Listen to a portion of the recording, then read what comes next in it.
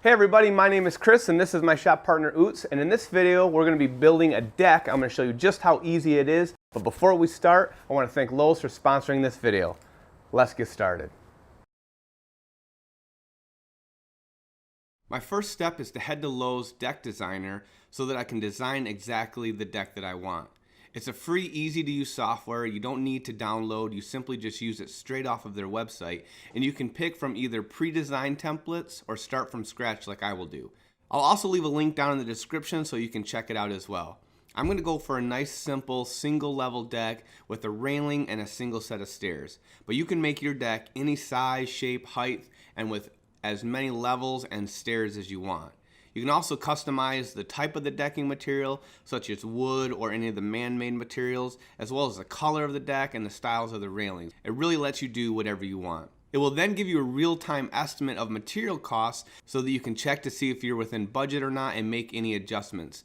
Then you can print the full plans, which will include the materials list, including all the hardware you will need, as well as the layouts, the deck parts, nomenclature, and all sorts of other good information to help you build a deck. Now, before you order your materials, go to your building assessor and make sure that the plans will meet all the local codes. If they do not, you can easily go back and make adjustments, and if everything is good to go, you can get your building permit and order your materials. Then you can take the printouts to Lowe's and they will pull all the materials for you, and for just a few extra bucks they'll deliver it right to your door.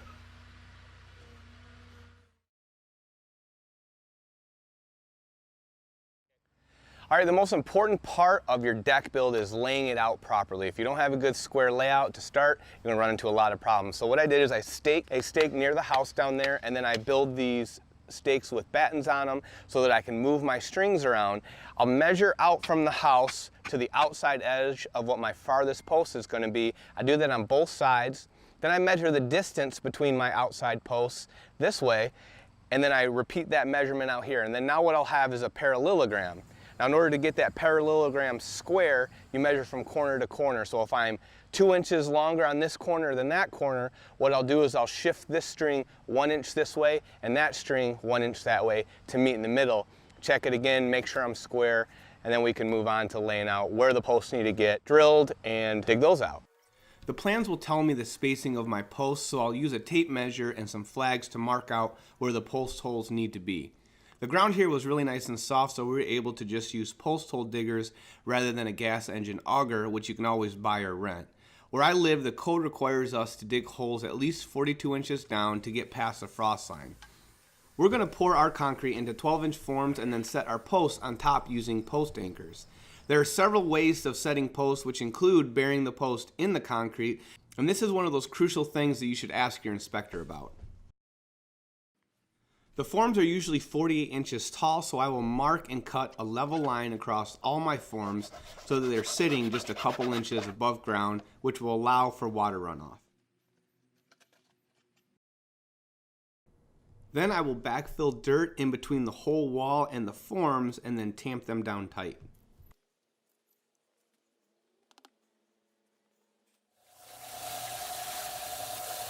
Next, I will begin mixing and pouring all of my concrete. I rented a concrete mixer for this step, as trying to mix all that concrete by hand in a wheelbarrow is really backbreaking work. Just follow the directions on the concrete mixer and the concrete and then pour it into the forms, tamping it periodically until they are full. You also want to be careful not to breathe in that concrete dust. It's best to use a respirator, but I just held my breath while I emptied the bags and made sure I wasn't breathing it in. Then I'll smooth the top to give it a very slight convex top to help with water runoff. Then I'll insert my post anchor bolt until it's about 1 inch above the concrete and in line with my layout lines.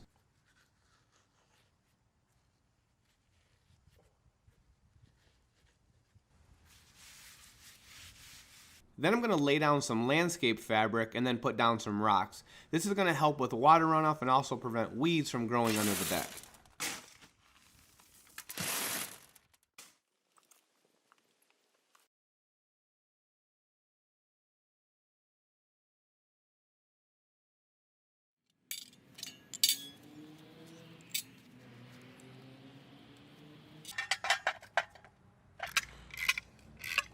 All right, so now that my footings are poured and the post anchors are attached, I need to figure out the distance of my posts.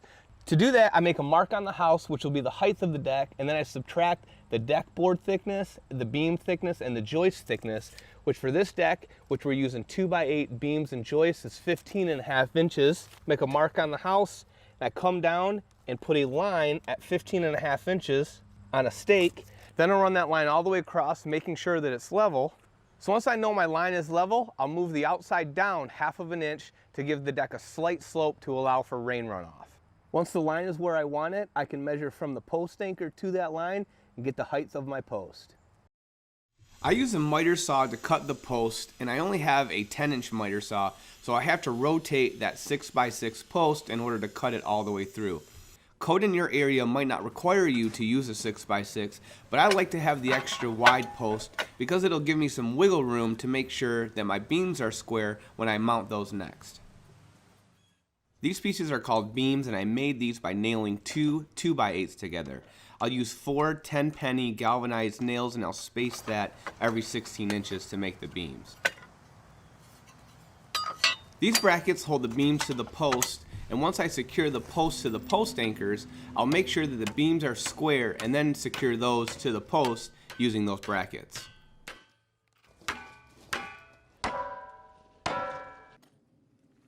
And this is where I'm double checking that the beams are square before I actually secure those to the post.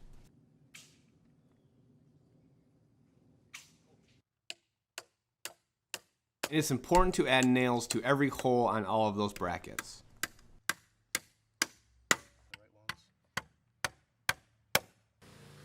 Next, I'll begin laying out my joists every 16 inches. I put the first joist next to the house and make sure that it's nice and straight. Then I measure out from that in increments of 16 inches, and then I'll make a line and put an X on the side closest to the house. Then when I put my board next to the line, I know that the center of the board needs to be where that X is. Then I can start putting down my joists. I usually toenail them into place with a nail, which makes adding the hurricane brackets a lot easier. Because my deck is 20 foot wide and they don't make boards that are 20 feet long, I have to support 2 separate joists on that center beam.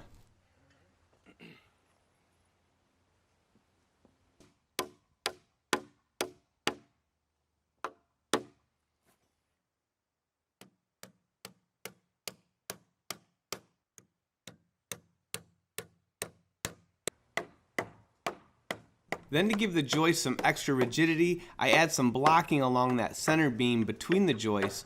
This will prevent the joist from wanting to ever roll over. Then I strike a nice square line with my chalk line and trim the joists so that they are all nice and straight before I add what is called a rim joist.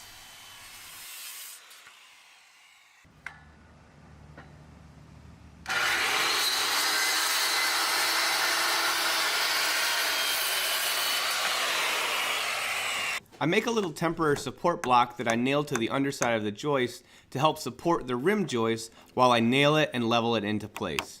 Then all the joists are attached to the rim joist using joist hangers.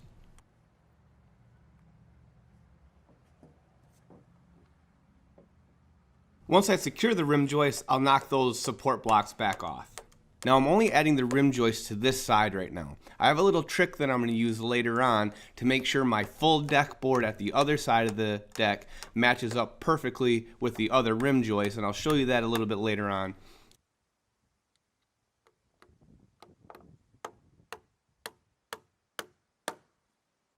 Now it's time to add the decking.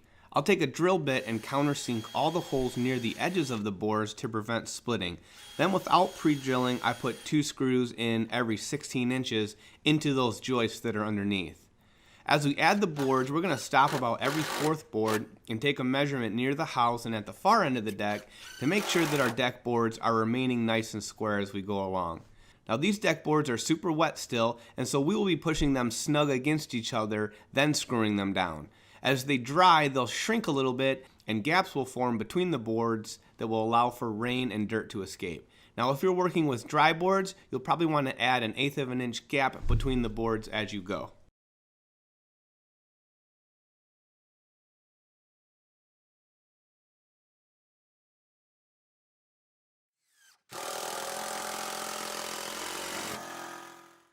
Now before I screw down my last 4 deck boards, I'm going to lay them into place and make a mark along my joists.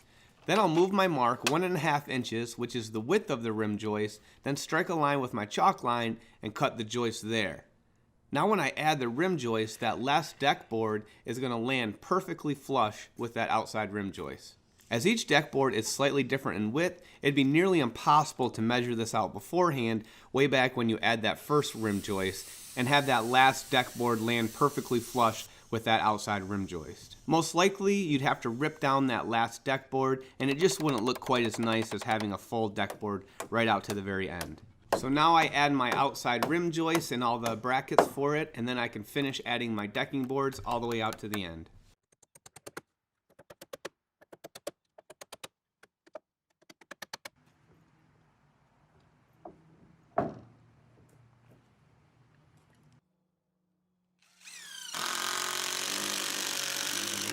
Then I'll put a nice 2x12 skirt all the way around the deck.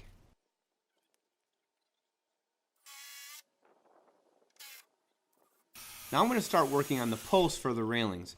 Railings are another one of those critical areas that you need to make sure that you're up to code on. So ask your inspector what the minimums are for railing height, the way the railings are secured to the deck, and the gaps between the balusters. I took my circular saw with the blade set to 1.5 inches deep, and I made several relief cuts that allow me to break out all that waste with the hammer. Then I'll clean up the notch with a chisel and a block plane. Now there are other ways to make these notches as well, but this is just how I like to do it. Then I'll add a little 45-degree bevel to the post to make it look nice. I lay out the post locations, making sure I'm meeting the minimum spacing required by code, and I make sure they're plumb and square before drilling my first hole for the carriage bolt. After adding the carriage bolt, I'll recheck that it's plumb and square before drilling my second hole. Then I'll add the second carriage bolt, add the washer and nut, and tighten those down with a wrench.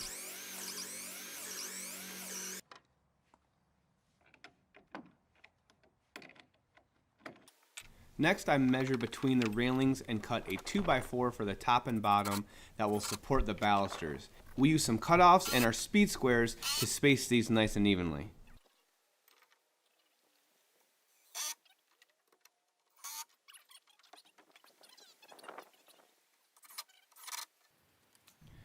Just like with the posts, I wanted to add a nice bevel to all the balusters, but instead of doing those a few at a time on the miter saw, I decided to just line them all up, strike a line, and cut the bevel all at once using my circular saw.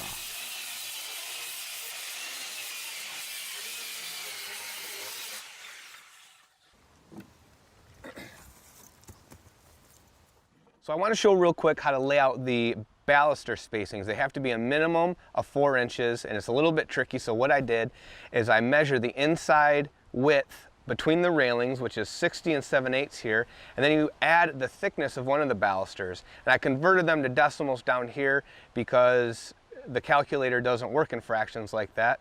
So what I do is I divide the sum of these two numbers, the width plus a baluster, and then I divide it by that 4-inch minimum requirement, and that gives me 15.5. Then you round up to 16, so that's the number of balusters I'll end up using. Divide that original width by 16, and that's going to give me 3.887 inches. Then I'll take a fraction converter chart and find what fraction is going to be closest, and I'm just proud of 7/8. 7/8 is 0.875, so I'll essentially make a spacer that is 3 7/8 inches wide, and that way I can get a perfect width all the way across, and I'll cut this just proud of 7/8, and then I'll have my perfect layout. You will have to do this for each span between railings as they're all going to be different measurements. We just countersink a hole and add a screw to both the top and the bottom of the baluster.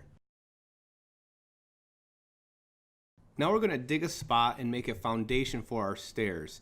We add a few inches of gravel, pack it, make it level, and put concrete footers down to support the stair stringers. You can also pour a nice concrete landing pad here as well.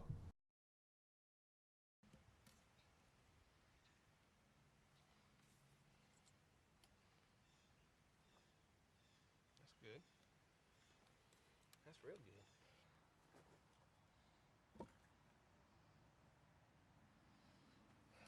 Next, I cut my stair stringers off camera. Those are one of the more tricky parts of the build and require a little more explanation than I have time for in this video. So rather than making the video that much longer, I decided to just add some links down below to some other good videos that explain how to lay out and cut those stair stringers. Then I add my kicker boards, deck boards, and railings just like I did on the rest of the deck, and I can move on to the last part, which is adding the railing cap.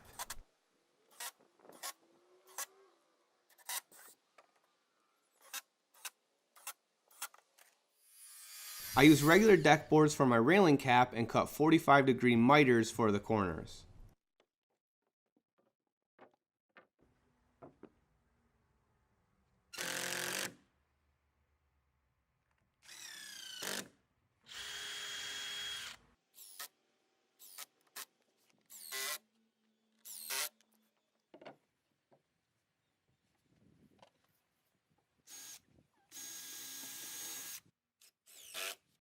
We're going to let the deck dry and season over the winter and into next spring before we put stain on the deck, and then we're going to add some lattice and do some landscaping around it, and it'll look really, really nice and last for years to come. I hope you enjoyed watching this video and learned some things. Thanks so much for watching.